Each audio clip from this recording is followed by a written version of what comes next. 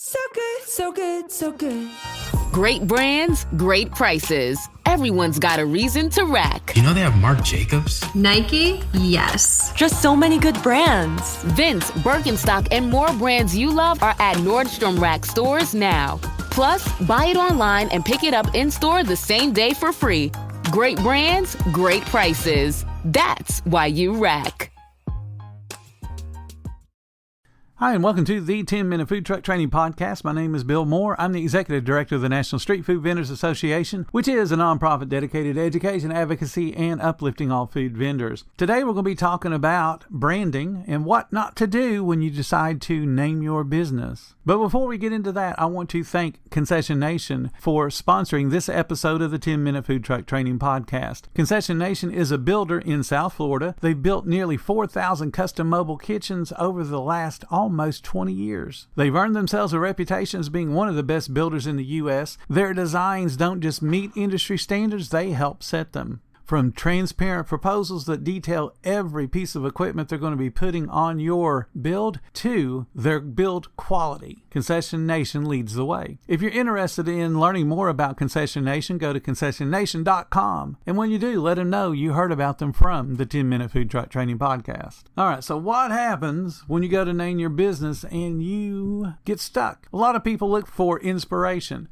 and they look at things they're familiar with. Mickey Mouse, Donald Duck, Star Trek, Star Wars, anything that inspires them, they look to base their business on it. I've seen people base their business on dogs, mini cartoons, mini songs, mini bands. You can base your business on any kind of inspiration, but what you can't do is blatantly steal. So there's a food truck in Ohio, and you may have seen the stories. They're all over Facebook groups and they're all over the news stations because it's kind of a big deal. This food truck is named Lego My Egg Roll. Now, if you heard me correctly on the Lego, and I'm not talking Legos as in building bricks, but a contraction of let go, so Lego, you probably thought about waffles, because of the way I paused. If you were to see it, capital L, apostrophe, capital E, GGO, and it's written in that cursive font with red backed by yellow, you probably went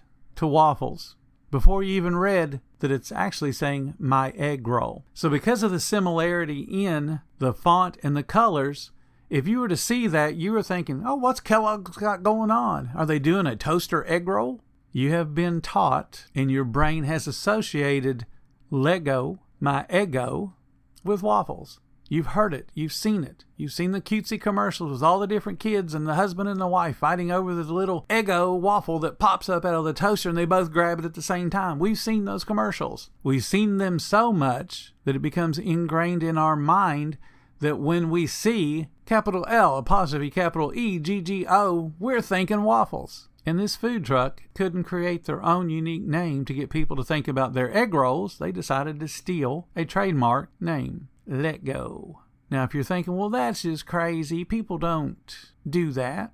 Okay, well, let's play a little game. If I was to say, or sing actually, and I won't break your all's eardrums, but if I was to sing My Baloney Has a First Name, you guys most likely mentally started going OSCAR.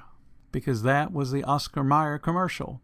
Hasn't been on the TV in a long, long time. But if you're old enough to have seen it, you probably finished that sentence with OSCAR. Now, if you're even older like I am, let's go back to, how do you spell relief?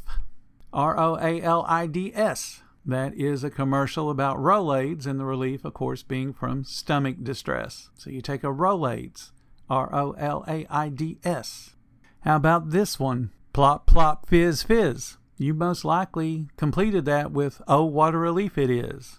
How about this one? Like a good neighbor, State Farm is there. How about this one? Sometimes you feel like a nut.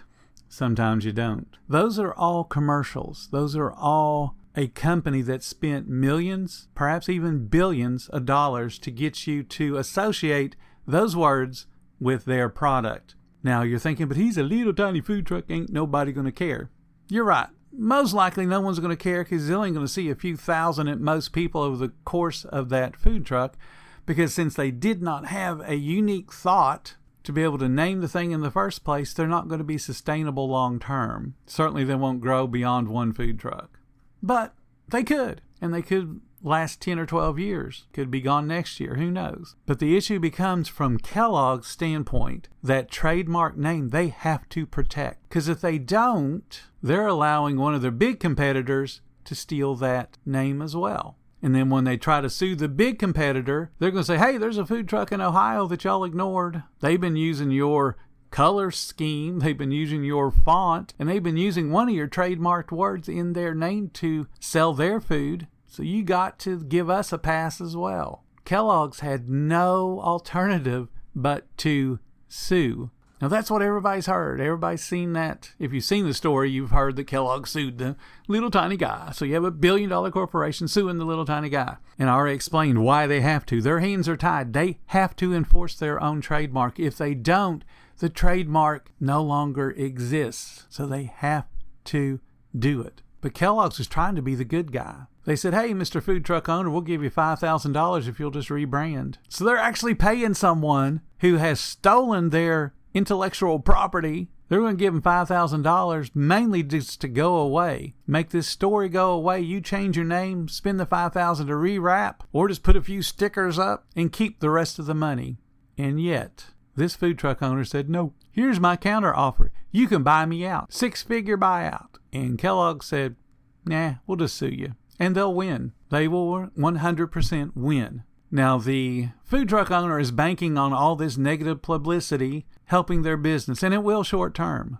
But at the end of the day, they will lose. At the end of the day, they will have to change their name. Not only will they lose, they will have to pay their own attorney that's defending them in court. Now, they could go the cheap route and just try to do it themselves, that they're still going to lose. But they will also have to pay the attorney fees for Kellogg's, and those won't be cheap. Now, Kellogg's could do a couple of different things. They could sue them for damages, and the damages would force that food truck owner to completely close and sell out to be able to pretend like he's going to pay them.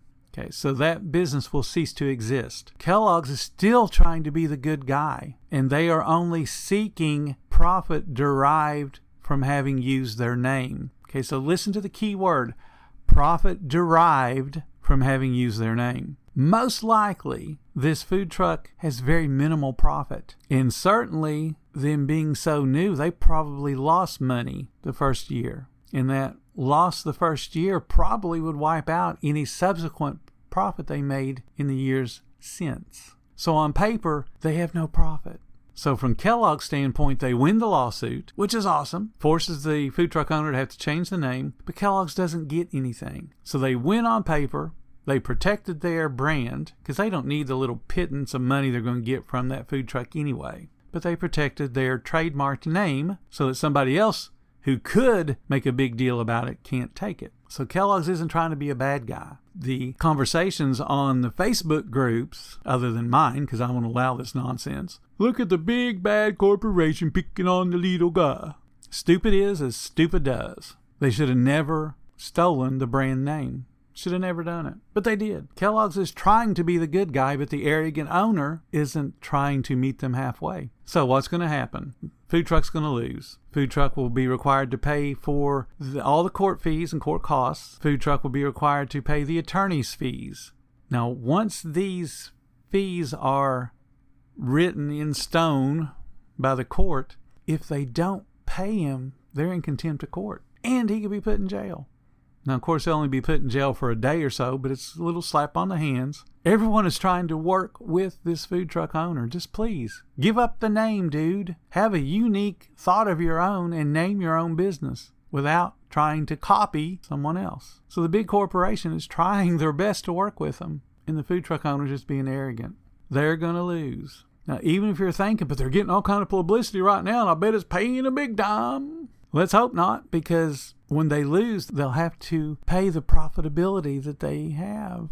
So this boost in sales they're seeing now ends up being a knife that's going to stab them because they're going to end up losing. There is no winner in this situation. Kellogg's isn't going to care. 99% of the country won't even know about this. But the people in that little pocket of Ohio where this food truck operates, they're going to know. they're not going to support. So all of this goes away, and the guy will have essentially wasted a number of months or years having built a business only to see it get slapped down because they couldn't have had an original thought at the beginning and gave their business a name.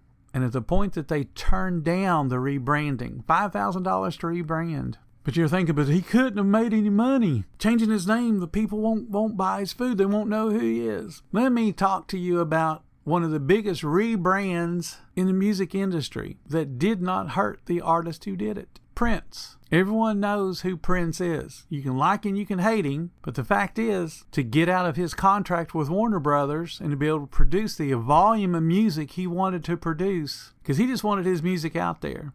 Warner Brothers only wanted to put out 1 or 2 albums a year, so that way that scarcity would make people want to buy the new one every time it came out. Prince just wanted to put out music. He was passionate about what he loved doing, making music. So he changes his name, and he changed it to that unpronounceable symbol. And so what did news organizations and his fans and everybody else who has to talk about Prince without saying the name Prince, and since it's an unpronounceable symbol, they couldn't just give it a name, they shortened it to the artist formerly known as Prince. And then to make it even shorter, they used the first letter of each of those words. People still bought his music, didn't care. All they wanted was the music. Lego my egg roll.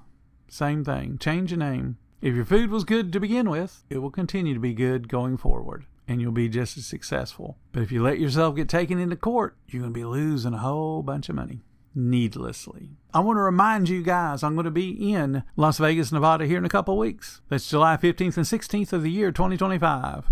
If you'd like to see me, I'm giving a couple classes, going to be part of a panel discussion. It's all about helping educate food truck owners so that they can have more successful businesses. So please come check us out. Go to FTOexpo.com, place your order for the tickets today. When you do, put in the code FTTG15 for a 15% discount.